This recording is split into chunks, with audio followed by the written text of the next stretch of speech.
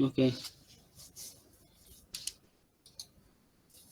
So malam ni macam saya kata tadi, kita ada untuk bincang tata cara ataupun kaedah skor ECS 536. Untuk exam kita akan ada 4 soalan. Seperti semester-semester ni pun memang kita ada 4 soalan, dan macam saya dah maklumkan, untuk test 2 ni dia akan cover topik-topik yang kita tak kita tak ambil lagi, tak ada lagi lah dalam test 1. Okay, but anyway, since kita deal dengan special concrete, so dia punya konsep soalan tu masih sama. Dia punya, maksudnya kali ni kita semua teori, tak ada objektif. Semua teori. So macam final exam sebelum ni pun semua teori. So setiap soalan bagi lebih kurang 4 soalan untuk 100 markah. So satu soalan tu lebih kurang 25 markah. So untuk setiap 25 markah ni biasanya dia akan pecahkan kepada dua soalan. Okay. A, B, tapi ada jugalah kemungkinan yang dijadikan satu soalan tu sebagai 25 markah. Itu agak mencabar, tapi biasanya kalau soalan-soalan yang markah dia lebih kurang dalam 10 ke bawah tu, lebih kepada dia minta awak explain, kan? Dia minta awak explain. Dia tak ada elemen-elemen of complex engineering tu, bukan untuk soalan untuk markah soalan yang bermarkah 10. Okay. So kalau soalan berbentuk explain atau soalan berbentuk discuss, okay, so dia bukanlah soalan yang awak boleh list kan, kecuali lah kalau dia punya explain tu dia kata explain 3 factor. Kalau dia kata explain 3 factor, maknanya kena ada 3 factor lah. Kalau dia kata discuss 3 point ataupun 3 isu. Okay, selalunya soalan-soalan untuk special concrete ni, sebab kita nak jadikan dia, sekejap Syazwan untuk kita jadikan dia soalan yang aku hilang idea. Tengok Syazwan tulis tadi, apa benda aku nak cakap tadi. Okay, Syazwan tanya dulu. Syazwan? Tertekan dia, tertekan. Alah, tertekan, kau potong, aku hilang point aku nak cakap tadi. Aduh, kau ni macam mana lah. Sorry. Benda aku nak cakap tadi tadi saya terberhenti kat mana? Last word saya. Isu dengan point. Isu dengan point. Oh, biasanya untuk soalan special concrete ni, sebab kita semester 7 dan ke atas, jadi soalan kita tu lebih kepada soalan berbentuk nak melihat sejauh mana awak faham tentang sesuatu isu. Jadi di awal soalan biasanya dia ada description of the scenario. Itu memang boleh kata trend soalan untuk untuk special concrete.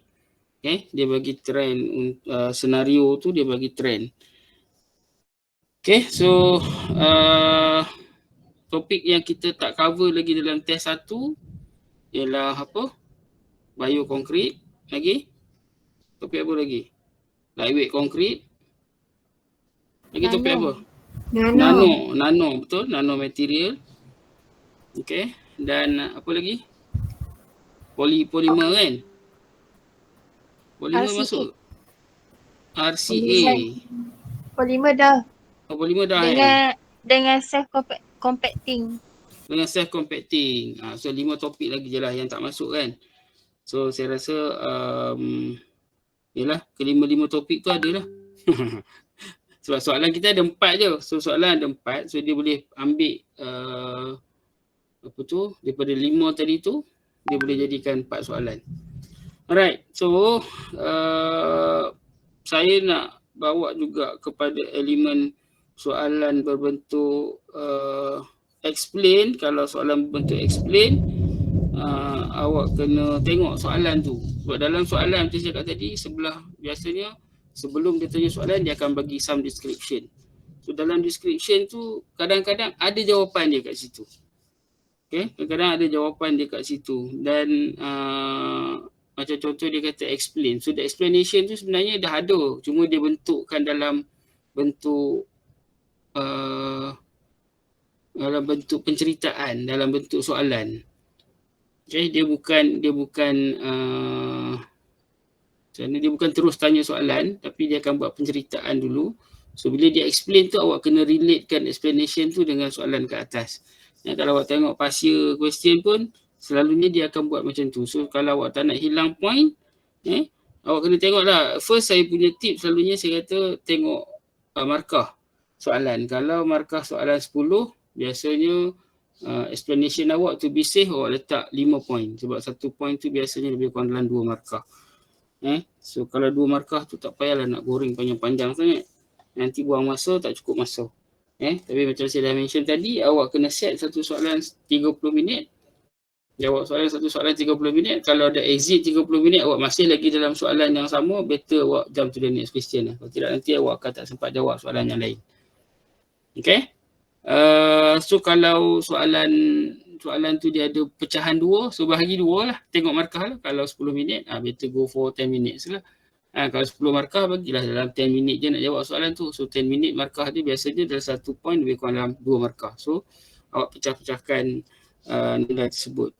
Okay, so kalau dia kata explain dengan discuss ni lebih kurang sama je. Explain dengan discuss ni lebih kurang sama. Pada kalau kita nak cerita explain, dia lebih kepada cerita tentang point tu sahaja tanpa kita discuss dia punya pro and con dia, kan, kelebihan, kekurangan, advantage, disadvantage dia. Tak ada. Kita explain, kita cerita je apa dia bahan tersebut ataupun apakah penyelesaian kepada masalah tersebut. Okay? Tapi kalau dia kata discuss, biasanya kita kena bincangkan sama ada daripada sudut itu saya cakap, biasanya dalam konkret ni kita akan pecahkan kepada 4 major element, kan, which is fresh properties, physical properties, hardened properties ataupun mechanical properties dan durability properties. So 4 ni dia punya point of discussion. Kalau awak nak discuss markah, kalau markah tu 15, mungkin awak boleh pecahkan markah dia dalam point untuk discuss tu kepada 3 point. 5, 5, 5. Okay? Biasanya dia macam tu lah pecahan markah dia. Kemudian saya suka nak bawa kepada soalan yang berbentuk analisis. Sebab soalan bentuk analisis ni kita nak bagi para bakal jurutera kita ni ada dia punya PO dia, program outcome dia ataupun course outcome dia adalah untuk bagi awak tahu buat analisis kepada sesuatu permasalahan yang timbul. Sebab tu wujudnya soalan analisis. So untuk menjawab soalan analisis, biasanya dia akan bagi satu senario, sama ada dalam bentuk data ataupun mungkin dalam bentuk graf. Pernah ada soalan dia bagi dalam bentuk data, awak kena plot graf tu. So kalau kena plot graf, make sure awak letakkan axis yang betul, X dan Y. Kemudian awak make sure awak letakkan axis tu X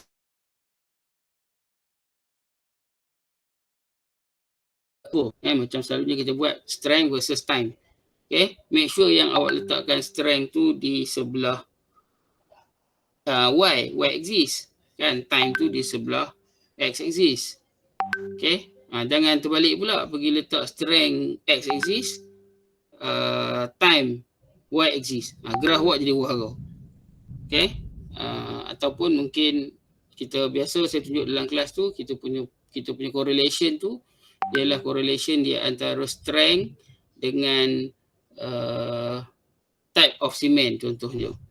Kan, type of cement. So kita akan ada, kita mungkin ada OPC, kita mungkin ada OPC plus fly ash, OPC plus RHA, OPC plus silica fume. So exist tu kena letak pada exist yang betul. Jangan type of cement letak pada Y axis, compressive strength letak pada X axis. Graf awak jadi warna. Okay. Selalu juga saya kata kat awak yang saya tunjuk kat awak dalam kelas tentang hubungan di antara strength dengan density contohnya. Jadi kedudukan axis tu kena betul. Okay, jangan terbalik ataupun salah. Jadi kalau dia minta awak plot the graph, so you kena plot ikut data yang dia bagi. Okay, kalau data yang dia bagi tu mungkin dia minta awak kira contohnya. Contohlah kan. Contoh macam dia bagi data A, B, C, dia bagi data A, dia bagi data C, dia tak bagi data B contohnya. Tapi dia ada masukkan dalam soalan dia tu based on interpolation, please calculate nilai B contohnya. So awak kena tahulah macam mana yang dikatakan interpolation. Dan engineer semester dah 7-8 ni interpolation pun tak boleh buat, tak comel ya. Itu contoh, contoh. Ataupun mungkin selalu saya cakap dalam kelas kita ada strength. Strength kita ialah pada hari ketiga strength kita ialah 50%. Pada hari ketujuh strength kita sepatutnya 70%. Pada hari ke-28 strength kita sepatutnya 100%. Kan? Jadi dia minta awak plot the graph tu, dia bagi mungkin hari ketiga dengan hari ke-28 je. Hari ketujuh tu awak kena calculate value dia. So daripada situ awak kena plot the graph. Dan mungkin juga dia minta awak buat perbandingan antara graf A dengan graf B dengan graf C contohnya. And then make a discussion atas graf tu. Okay. Alright. So bila sebut tentang analisis, kan? Ini bukan untuk kelas saya sahaja. Termasuklah nanti bila awak buat FYP ke. Especially yang FYP 2. Bila awak FYP 2 masuk dekat bahagian result and discussion. Banyak student dia just present the data. Okay, so saya suka bagi tahu kat sini bila kita nak buat satu result and discussion, tajuk chapter kita result and discussion. Saya bawa cerita yang ataupun point yang sama dalam daripada thesis tu untuk jawab exam. Kalau soalan berbentuk analisis, bila sebut je analisis, awak kena ada analysis value. Macam mana yang kita kata analysis value? So selalu saya sebut tadi tu, kalau kita nak buat result and discussion, yang pertama mesti kena ada data presentation. So data presentation ialah awak repeat balik apa yang ada dalam gambar rajah tu ataupun dalam graf yang sama dia telah dilukis ataupun yang awak kena lukis. Contohlah kata kita ada graf strength versus time. Ataupun strength versus type of cement contohnya. Simen 1, simen 2, simen 3, simen 4 contohnya lah. Jadi awak plot graf tu mungkin awak akan tengok dia punya trend dia tu simen A lebih tinggi daripada simen B, lebih tinggi daripada simen C. Tapi nilai yang ditunjuk tu ialah nilai compressive strength. Okay, so bila dia tunjuk nilai compressive strength, yang dikatakan data presentation tu ialah awak tulis balik. Simen A compressive strength dia ialah 60. Simen B compressive strength dia ialah 40. Simen C compressive strength dia ialah 30. Okay, itu ialah kita buat dalam analisis ataupun dalam presentation kita maklumkan itu ialah data presentation. Kita tulis balik dia punya strength. Okay. Next step of analysis ialah kita tengok berapa dia punya perbezaan strength. Daripada segi analytical tu, kalau daripada segi analytical kita kena kita berapa persen. Contohnya simen A adalah 20% lebih tinggi daripada simen B. Simen B adalah 10% tinggi daripada simen C. Tetapi simen C adalah 50% lebih rendah daripada simen A. Itu awak kena kira lah. Kalau awak nak buat kata analisis tu, awak kena kira, awak kena tunjuk berapa nilai yang dia lebih tinggi, berapa nilai dia lebih rendah. Okay. Yang analisis kedua tu ialah analisis yang kita visual, yang kita nampak. Yang kita nampak ni kita boleh sebut je. Kita simen A lebih tinggi daripada simen B dan lebih tinggi daripada simen C. semen B lebih tinggi daripada semen C. Kan? Jadi itu kita nampak berdasarkan graf yang kita lukis. Okay? Ataupun strength dengan time tadi tu kita boleh kata okay, semen A pada hari pertama, hari ketiga 7.28 lebih tinggi daripada semen B dan semen C. Tetapi semen C pada hari pertama, pada hari ketiga dan ketujuh lebih rendah daripada B. Cuma pada hari ke-28 semen C mempunyai kekuatan lebih tinggi daripada B tetapi lebih rendah daripada A. Itu berdasarkan visual yang kita nampak. Itu pun analisis. So analisis ni ada dua analisis lah. Satu analisis visual, satu analisis analytical, iaitu kita kena tunjukkan dalam bentuk numbers. Okay, itu yang dikatakan analisis. Okay, so yang dikatakan yang pertama, saya ulang balik, yang pertama tadi ialah data presentation, kita beritahu berapa nilai dia. Yang kedua ialah analisis, kita buat analisis secara visual dan juga secara analytical. Okay, kalau dia kata discuss, kalau dia kata discuss, so awak kena discuss lah siapa yang lebih tinggi, siapa yang lebih rendah dan mungkin apakah faktor-faktor yang menyebabkan menyebabkan awak dapat data tu ataupun semen B lebih rendah daripada semen A. So contoh kalau kata macam sebelum ni kita tengok type of cement kan, type of cement contohnya katakan kita tengok silica fume strength dia lebih tinggi daripada semen biasa.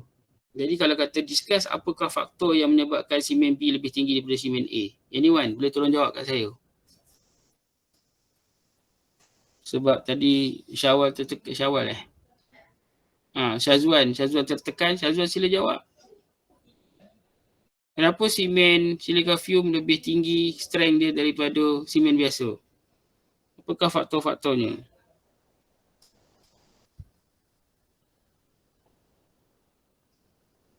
Syazwan, kau tidur je kan?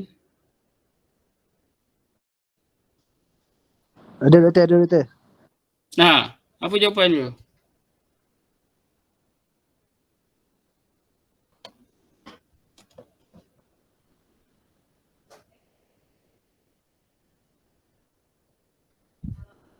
Clearance Nubun. Sebab tadi dia masuk pada luar. Yes, sir. Kenapa semen ada silica fume lagi tinggi daripada semen biasa? Because of the what they see what they see what yang kenapa dia boleh isi void? Macam mana nak cakap? Nak cakap betul tak erti. Nak cakap betul erti macam mana nak tulis? Sebab dia punya size kecil. Size dia lebih kecil kan. So dia boleh fill in the void. So that will be orang cakap apa, dia punya reason lah. Kan, kenapa, faktor apakah yang boleh menyebabkan kita dapat data tersebut. Okay. So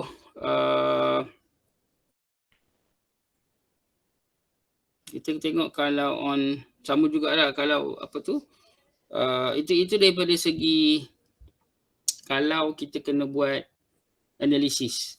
Kalau soalan tu minta kita buat analisis, so awak kena tengok graf tu ataupun kalau awak kena draw the graph, you kena draw the graph. Kalau dia dah bagi graf, dia suruh awak compare je graf tu. So macam saya cakap tadi, analisis akan discussion ataupun discussion and result and discussion punya penulisan tu mestilah cover data presentation, mestilah cover analysis. So the analysis mestilah cover dua perkara, which is physical analysis, visual analysis dan juga analytical analysis. So kalau awak buat dua tu, insyaAllah lah awak akan dapat, awak buat tiga tu insyaAllah untuk part tu awak akan dapat markah yang penuh.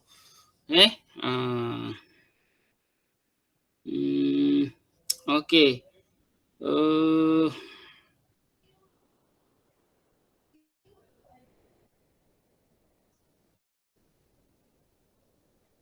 Okay, mungkin lagi satu bentuk soalan yang biasanya ada dalam past year ke untuk subjek teori ECS 536 ni, dia akan bagi satu senario. Contohlah contoh senario ni ialah awak sebagai engineer ditugaskan untuk buat satu platform yang boleh terapung di atas air. Dan as engineer, please suggest apakah kaedah yang terbaik yang kita boleh gunakan untuk kita sebut dapat menanggung beban yang akan dikenakan dan juga sustain untuk satu tempoh masa yang panjang. Contoh, dia bagi soalan macam tu.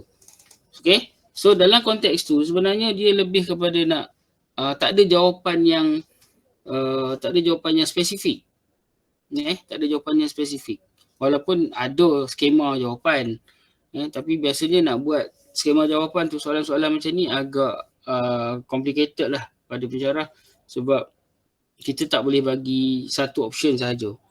Saya pernah tengok pelajar jawab soalan macam ni, walaupun dia out of skema tapi still kena bagi mark sebab dia ada dia punya reason kenapa dia rasa proposal dia tu yang terbaik. So you just imagine that you are proposing your ideas to the client. So you mestilah dalam konteks tu you kena promote lah produk tu sebaik mungkin. So in order to promote the product, you kena ceritalah dia punya kelebihan dia. Macam mana kelebihan dia tu boleh diguna pakai untuk mengatasi masalah tersebut. So point pertama tu you kena introduce the product. Contohlah kata you introduce lightweight concrete contohnya. So you pun introduce lightweight concrete. So dalam konsep lightweight concrete yang you nak introduce ni, you kena introduce lah sama ada you nak pakai lightweight aggregate ke, ataupun you nak pakai foaming agent ke, ataupun you nak inject bubble kat dalam tu ke, apa lagi, ataupun you nak pakai no fine concrete ke. Itu contoh lah. Tapi kalau kau pakai no fine concrete untuk yang floating, kita nak isu dia nak buat floating structure, sebab kau belajar salah satu kaedah lightweight concrete ialah no fine concrete, memang tak float lah sebab dia banyak lubang. Jadi kat situ bahaya. So kat situ bahaya kalau awak propose sesuatu yang memang tak praktikal, then awak dalam bahaya lah. So it's good kalau awak nak propose lah something yang logik dengan situasi yang diberi.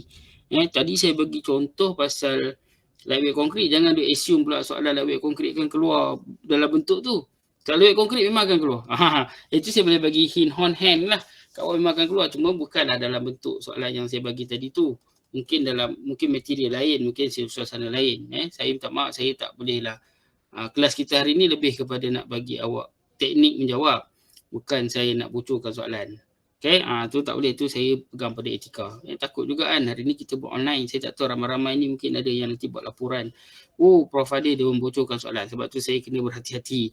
Dan kalau tak berhati-hati pun memang unethically saya tak boleh lah bagi tahu awak soalan apa nak keluar. Cuma saya malam ni lebih kepada nak bagi awak tips macam mana nak menjawab dengan betul. Sebab tu saya kata dalam kelas hari tu pun, dalam event hari ni, for ECS 536 jangan hantar blank paper. Jangan hantar blank paper. Kalau tadi awak propose sesuatu yang salah dengan keperluan soalan pun, still saya tak bagi markah kosong lah. That is for sure. And marking untuk test 2 ni bukan saya seorang buat, saya dengan Dr. Raden, sebab kami 2 orang yang mengajar subjek ni. So dia kena tukar-tukar soalan. Saya tak sure sama ada saya kena marking 1-2, dia marking 3-4, ataupun saya mungkin 1-3, dia 2-4, ataupun mungkin dia 1-3, saya 2-4. Dia boleh jadi macam tu lah. As for now, belum ada apa-apa discussion related to kaedah marking tu. Cuma malam ni lebih kepada saya nak bagi awak tips. Kalau awak tengok pasir pun, awak akan tengok trend soalan dia tu lebih kurang sama je. Kalau ada calculation pun, trend soalan calculation pun lebih kurang sama. Mungkin dia akan bagi, tapi saya nak maklumkan kat awak yang calculation on design mix concrete tu tak ada. Yang tu sebab saya memang tak dalam silibus kita pun. Yang hari tu saya nak bagi ekstra pun tak sempat habis. Kalau awak required, rasa awak perlukan satu kelas khas untuk design mix konkret, awak boleh request lah kat saya. Mungkin lepas habis exam ke apa ke, awak nak that knowledge, awak boleh request lah kat saya boleh buat kelas tu. Kan? Tak mahal lah. Kan? Tak adalah. Untuk awak semua, saya sayang, hashtag saya sayang awak semua. Kan? Allah sayang, saya pun sayang. So kita bagi markah yang kita bagilah, kalau awak nak, awak bagi tahu, insya-Allah saya buatlah kelas tu untuk awak. Kalau soalan berbentuk bentuk calculation pun mungkin awak kena tengok in terms of ratio, in terms of percentage yang mungkin dia dah bagi. Contohlah dia kata fly ash digunakan sebanyak 30%, silica fume digunakan sebanyak 10% contohnya. Lepas tu dia mungkin minta awak calculate berapakah berat simen yang nak digunakan kalau overall berat konkrit tu ialah 2,500 kg per meter cube dan awak menggunakan sebanyak 1,000 kg pasir dan 2,000 tak boleh. Dia berapa tadi? 2,500 kan? Mungkin pasir dia kata awak pakai 1,000, kos aggregate awak pakai 2,000 contohnya, dah 3,000 dah kat situ kilogram. Kan? Dia akan bagi nombor kat situ, so awak kena tengok dia punya nombor-nombor dia bukanlah calculation yang kompleks, yang complicated, yang awak kena buat pengkamiran, pembezaan, differential dan sebagainya, tak ada. Dia direct, just cuma main percentage, dia cuma main ratio. So awak kena tahulah. Kan, kalau dia kata ratio konkrit yang digunakan ialah 1:4 contohnya. Dan berat simen ialah sebanyak 500 kg per meter cube contohnya. Kan, tapi dia kata simen telah digantikan ataupun fly ash telah digunakan sebagai simen replacement sebanyak 20%. Lepas tu dia kata please fill in the box ke, tempat kosong ke. Kan? So awak dah tahu dah, kalau dia kata kat situ 1:4, simen aja 500 kg per meter cube, fly ash ialah 20%. So berapa berat fly ash? Azika, berapa berat fly ash?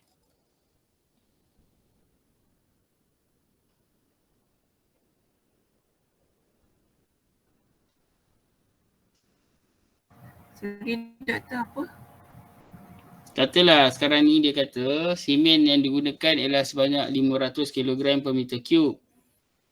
Untuk menghasilkan satu bantuan konkrit yang menggunakan blended simen, fly ash telah digunakan sebagai bahan ganti simen sebanyak 20%. Jadi berapakah berat simen dan berapakah berat fly ash?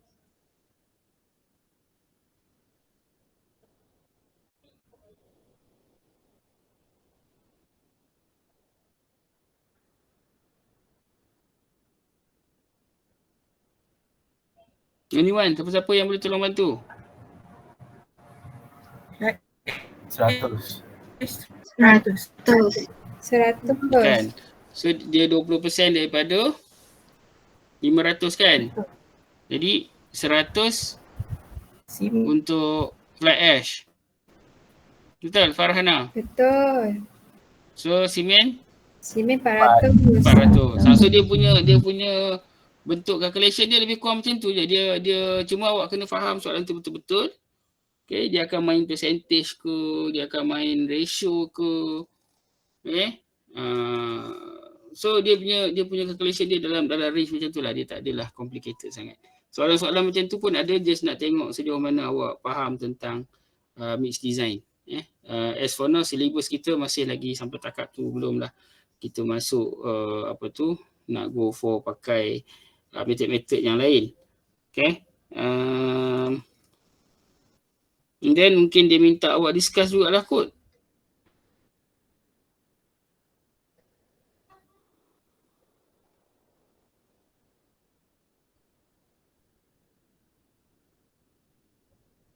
Okay. Ada soalan? Doktor, Ya.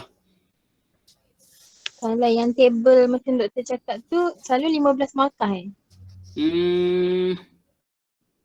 Depends pada, kadang-kadang dia campur sekali. Dia minta awak calculate, dia minta awak draw, lepas tu dia minta awak discuss. Kalau dia buat macam tu, maknanya semua tu 25 markah. Tapi biasanya untuk tabulation ni, markah dia, kalau katalah 25 markah tabulation tu, markah dia lebih kurang dalam, bergantung pada berapa banyak data yang nak masuk, biasanya lebih kurang dalam 10 markah. So yang 15 markah lagi tu untuk discussion. Kan? Kalau dia ada graf biasanya kalau disuruh lukis graf markah dia biasanya dalam 5 markah. Dia akan tengok axis tu pun dia akan tengok. X 1 markah, Y 1 markah, awak lukis graf 3 markah. So dapat 5 markah kat situ. Itu kalau dia suruh lukis graf lah. Kalau dia dah provide graf, dia suruh awak analisis. Awak buat yang saya sebut tadi tu, 3 benda tadi tu, which is, apa dia 3 benda?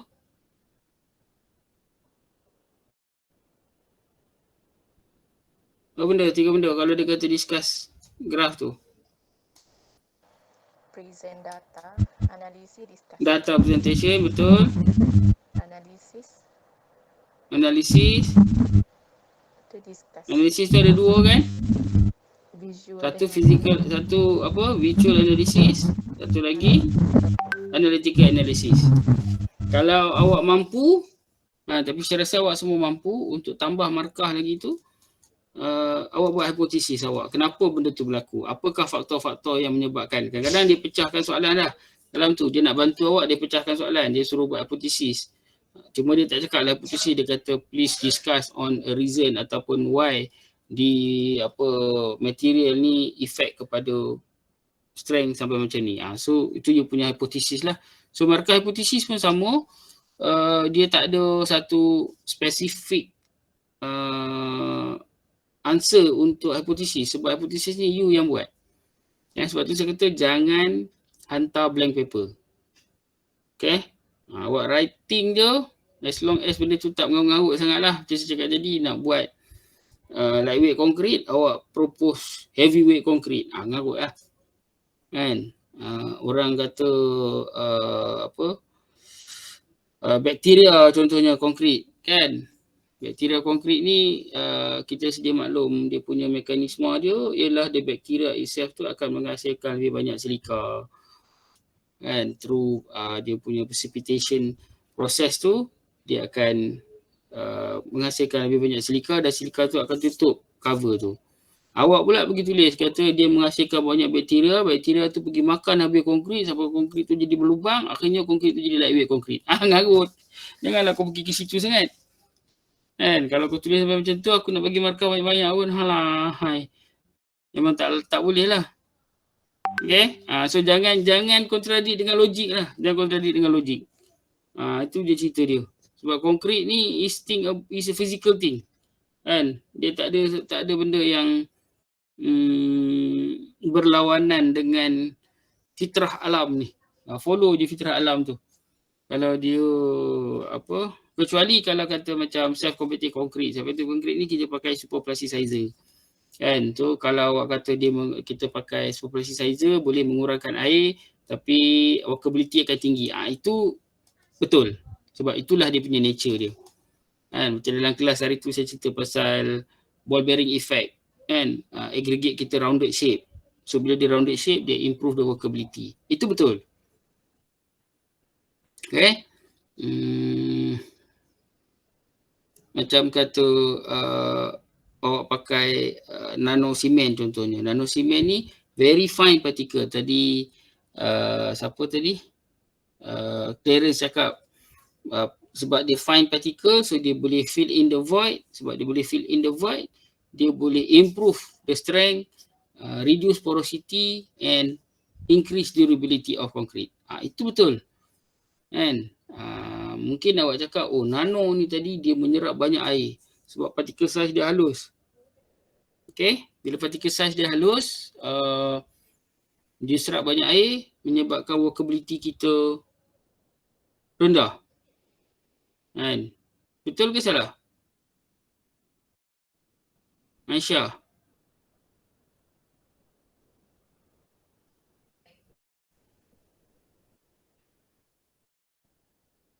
Wafa. Lama tak tanya Wafa.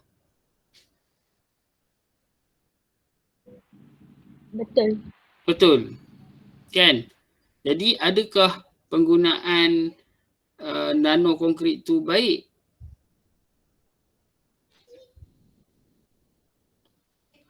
Okay, Izzah pula. Wafa tak mahu jawab dah. Izzah pula. Izzah Insyirah. Ya. Ha. Kenapa kita kata pakai nano tu baik sedangkan dia punya problem dia, Wafa kata betul dia boleh mengurangkan workability of concrete.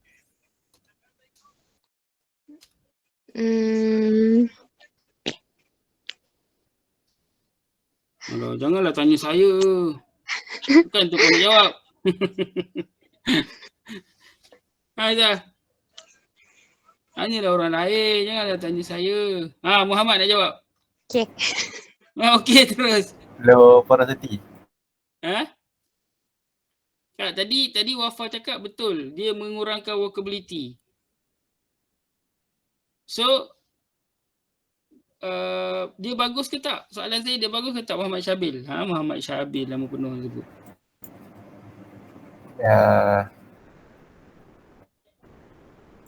Ya, saya fikir. Okey, bagus. Fikir. Siapa nak boleh jawab sementara Muhammad Syabil nak berfikir? Irfan?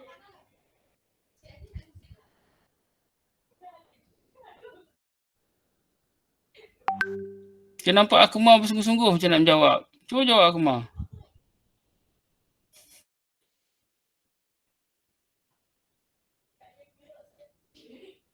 Menurut Akmal. Orang-orang yang saya dah sebut nama tadi, kau jangan ingat kau tak payah jawab. Jawab jugalah. Dah kata nak fikir je kan.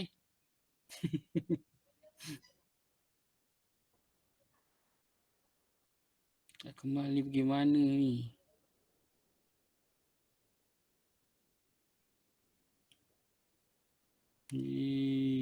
Mana Nabila? Mana Nabila? Bella, jawab Bella. Ya, doktor. Apa jawapan dia? Masih berfikir. Aduh. Masih berfikir? Masa tinggal lagi 5 minit. Sila letakkan kertas, sila letakkan pen anda dan sila hantar kertas jawapan ke depan. Tiba-tiba. Dia still baik doktor. Okey. Dia still bagus lah. Dia bagus? Tapi dia reducekan workability. Dia bagus lah. Bagus ke tak? Dia punya function lain tu bagus lah. So macam mana nak jadikan dia bagus?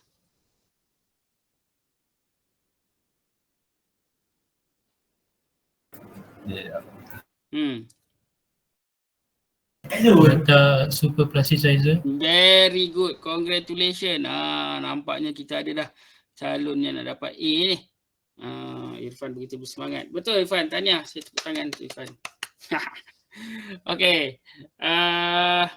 Betul lah Irfan. Cakap tadi kita masukkan super plasticizer nak bagi dia bagi bagus. So maknanya bila kita nak pakai nano cement, kita kena adalah super plasticizer. Kan? Berapa persen super plasticizer yang kita boleh pakai?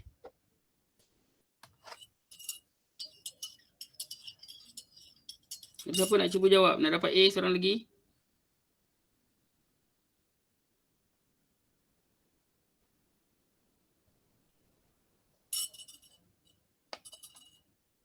Nik Radiah. Dia tak letak gambar dia letak N je.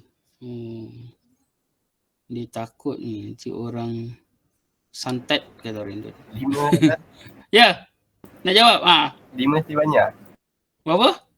5 apa? 5% daripada simen. Okey, 5% kan.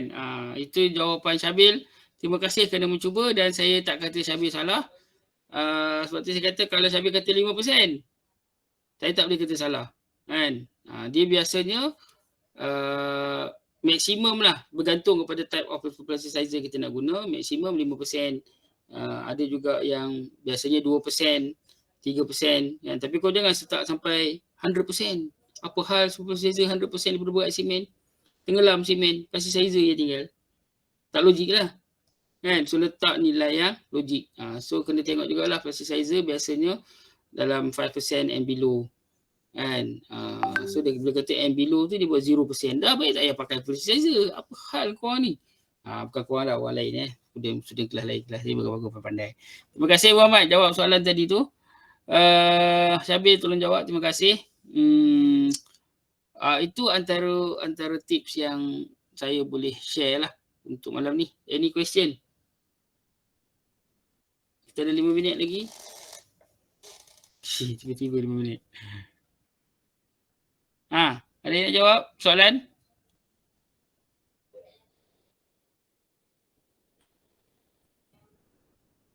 Tak ada? Okay. Kalau tak ada, saya rasa kelas kita hari ni sampai di sini saja. Nak ambil gambar tak? Kuat kamera sekejap ambil gambar. Kenang-kenangan sedih lah.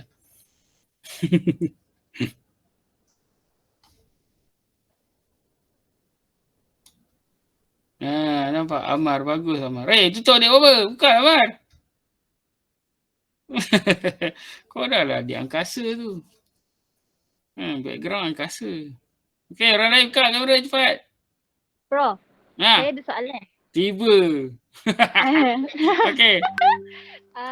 Tadi kan, tadi yang Prof kata kalau contoh soalan dia yang pasal business structure atas air tu, point 1 kan memula kita cakap kita introduce produk apa kita propose kan. Okay. Lepas tu, yang kedua kita bagi tahu advantage dia. Lepas tu, kita perlu ke macam comparekan dengan jenis konkrit yang lain masa kita bagi tahu advantage konkrit yang kita propose tu? Maknanya kau nak kutuk produk lain lah? Tak adalah kutuk. Bagi tahu advantage dia. Contoh macam lightweight konkrit dia ringan apa semua. Kalau konkrit lain konkrit lain dia berat. Buat comparison. Ke tak perlu? Rasanya kalau untuk exam tak perlu kot. Sebab kalau dia minta compare baru kita buat comparison lah. Kalau dia tanya give a reason kenapa you propose produk tu, bolehlah kita cerita. Fokus kepada kita cerita kelebihan produk yang kita propose lah. Rather than kita nak compare dengan yang lain tu, sebab saya takut nanti you habis masa compare dengan yang lain. Tapi kalau you still nak buat comparison tu, it's good kalau you buat dalam table form. Mana letak kiri kanan. Okay, kalau soalan tu minta awak buat comparison ataupun awak nak buat comparison, awak buat dalam table form. Tu dia nampak lebih profesional. So awak mungkin boleh tulis dalam ayat awak tu, the comparison of the lightweight material concrete proposed for this project as compared to other type of material are as present in table. Siap buat table gitu, nampak lebih ni lah. Kan? Even kalau macam discussion pun, kalau kata discussion pun, is nothing wrong untuk you letakkan graf. Walaupun dia tak minta, awak boleh buat graf tu. Macam selalu saya buat dalam kelas, apakah hubungan di antara strength dengan type of cement, ataupun apakah hubungan di antara strength dengan density, ataupun apakah hubungan di antara density dengan type of cement. Kan? Walaupun soalan tu tak minta benda tu, tapi awak boleh je lukis as to explain, as to discuss. Itu antara markah-markah lebih lah yang awak akan dapat kalau awak masukkan that kind of things dalam awak punya discussion, sebab it shows that you read it more and then you understand the concept more. Tapi kalau nak letak graf tu yang relevan lah. Kalau soalan tu cerita pasal durability, kau tak payah nak pergi cerita pasal setting time pula. Kalau dia cerita pasal strength, soalan tu cerita pasal strength, kau tak payahlah nak pergi masuk pula cerita pasal durability. Tak signifikan lah. Tapi anyway, selalunya yang konkrit ni, bila kita cerita konkrit, dia akan cerita strength, density, porosity. Itu untuk hardened properties lah. Biasanya 3 point tu dah dah jadi common sangat lah. So you boleh main dengan graph je. Kalau kata on fresh properties tu, kalau self compacting concrete biasanya kita akan fokus kepada workability punya properties, baru kita go for dia punya strength and others. Okay, so bolehlah masukkan graph workability versus type of cement ke, workability versus time ke, workability versus strength ke, dia punya graph hubungan tu buat boleh lukis untuk dapat extra mark. Okay. Okay, thank you Prof. Okay, thank you. Next, ada soalan? Kesian Amar, dia buka gambar lama. Tak apa Amar, dia data banyak. Dia pakai wifi, kan? Dulu zaman COVID dulu, saya minta buka kamera sekejap dia buka, tu dia tutup. Saya tanya kenapa tutup? Data habis ke? Oh sedih saya kan. Okey, tak apa, tutup. Risau saya masa tu, takut student data habis. Dan duit dah pun habis. Kan, kerja pun tak masa tu. Mak ayah pun tak ada kerja. Allah sedih lah ingat zaman tu. Yelah, bila buat kelas online ni saya mesti teringat lah, flashback balik lah. Tahun 1999 sampai 2021. Kan, kita ber-COVID. Oh dahsyat. Saya mengajar online. Masa tu rasa macam, itulah pertama kalinya saya ada YouTube channel. Awak boleh pergi YouTube channel saya. Sekarang ada TikTok lah. Dulu ada YouTube channel. Kalau awak nak tengok macam dia nak buat design still, nak kira load untuk design, awak boleh pergi kat YouTube channel saya. Ramai jugalah student gunakan YouTube channel saya tu untuk belajar macam mana nak kira load daripada slab ke beam ke kolom. Rasa Alhamdulillah kan, adalah manfaat dia. Kalau nak buat TikTok tak boleh, panjang. Dia punya calculation dia tu panjang. Masa tu lah saya belajar letak kamera kan. Masa tu kelakar sebab waktu tu kamera yang dekat komputer pun tak ada. Saya terpaksa rakam pakai handphone letak atas. Saya tulis kat bawah. Gitu, ingat lagi Tapi yang paling sakit hati tu, saya cakap dengan UL, saya panggil buat tak tahu je. Rupanya tidur. Masuk kelas kan, tutup kamera, tidur. Tapi tak apa dah. Alright, maaf lah main berletih pula saya kan. Cerita kenangan lama. Biasalah orang tua-tua macam tu lah, dia cerita lama dia. Dia teringat zaman-zaman dia dulu. Okay, sampai tu ada soalan lain? Okay. Doktor. Ya. Saya nak tanya, ada ke beberapa sebab yang menyebabkan kurang bonding antara cement particles? Crystal bonding kat saya. Ada beberapa sebab. Crystal bonding, okay good. Antara yang faktor utama crystal bonding tu tidak berlaku adalah disebabkan oleh impurities dalam air ataupun impurities ataupun kotoran dalam pasir.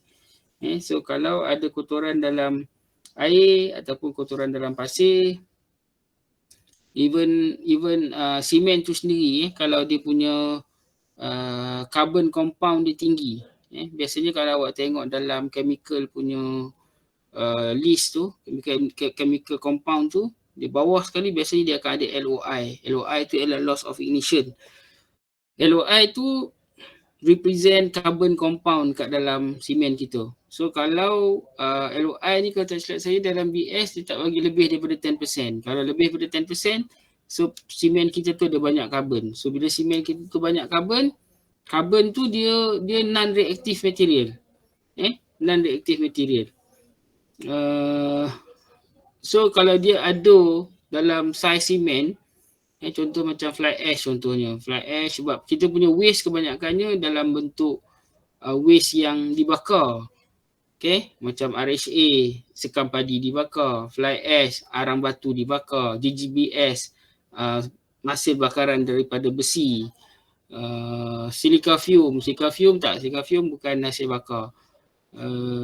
Apa lagi, waste paper, POFA, tu semua adalah waste-waste yang terhasil daripada bahan bakar. Jadi sewaktu proses pembakaran waste-waste ni, kalau suhu dia tak cukup tinggi, dia akan masih lagi berwarna hitam. Contoh kalau kita mungkin awak bisa tengok sekam padi lah. Sekam padi tu warna hitam. Ataupun warna dia kelabu.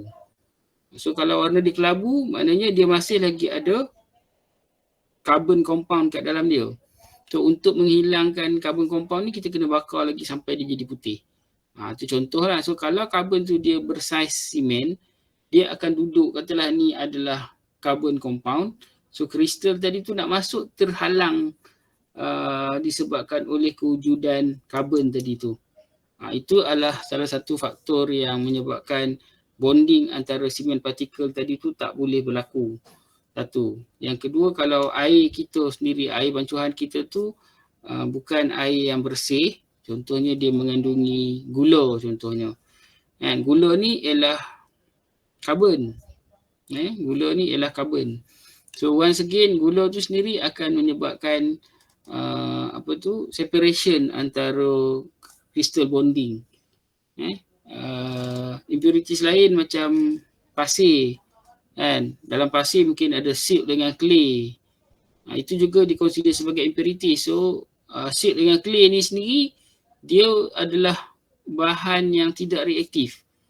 Okay? Tetapi saiz dia sehalus saiz simen, yang mana dia juga akan menghalang bonding antara kristal-kristal simen.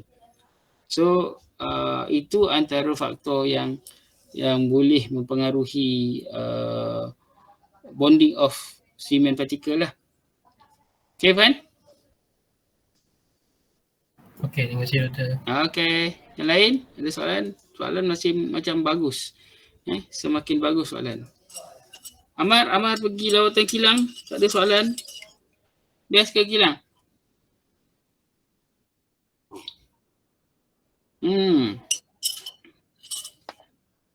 Menarik daripada kelas tu awak dah nampak the real practical kan. That is the beauty of the visit lah. So AJK baru CSM dah dapat, Mar? Alhamdulillah. Semoga SM lebih maju. So yang dalam ni semester 7 boleh masuk CSM sebab sen depan kita akan buat lebih banyak aktiviti profesional. So you akan dapat sijil-sijil profesional. Bila ikut program CSM, awak akan dapat sijil-sijil profesional. Bukan setakat sijil pergi memanjat gunung kan. Saja kesifanan CSM kan. Tapi CSM pun baguslah buat program panjat-panjat gunung tu. Kan tak bagus. Okey, soalan. Ada soalan? Lain? Ke baru nak fikir soalan?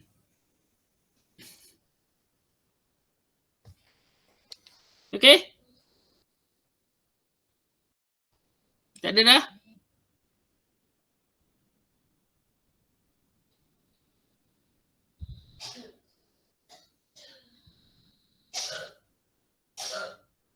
Tak ada? Kalau tak ada, saya request minta buka kamera sekejap. Sekejap je. Kita nak foto-foto kata orang Indon. Yuk, Pak, Ibu, kita foto-foto. Ya, thank you, Fan. Indonesia ada 2. Tiba.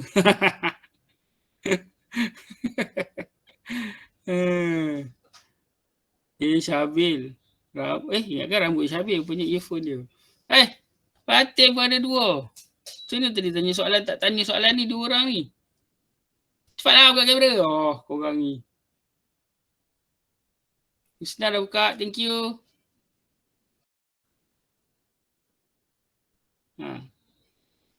Syazwan membetulkan rambut dia yang handsome. Dan Azika. Kim. Mana Bella dengan Farhana tak buka-buka aku kau budak ni. Isyad.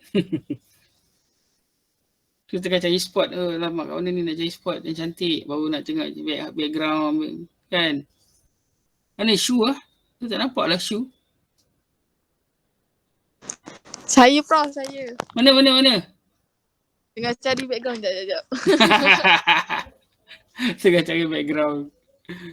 Aduh. Dulu ada budak FYP dia present FYP, dia tak tukar background. Belakang baju bergantung, seluar bergantung. Hadoi.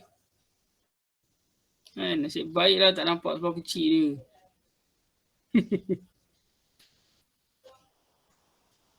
dia. Cepatlah Syu.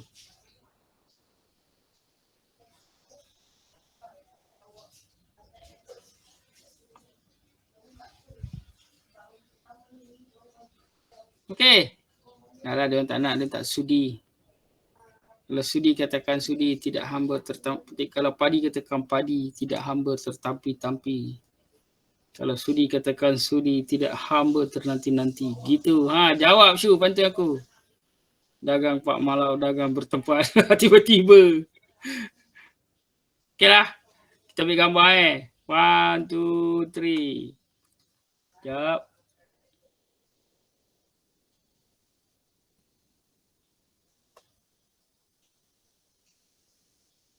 Siapa lagi tak buka gambar pertama? Okey.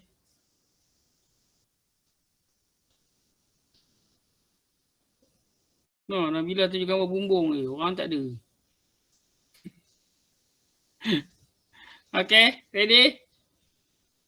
1, 2, 3. Comel-comel nak aku ni. Nanti rindulah kat korang. Sana lah. Okay. So, thank you very much. Buat rezeki. Jumpa lagi. Jaga diri baik-baik. Nak exam ni, tolonglah jagalah kesihatan elok. Janganlah pergi merayap sana sini. Okay, saya pesan-pesan sangat ni. Tak sampai hati tengok ramai orang accident lah. Tak sampai hati tengok ramai mak ayam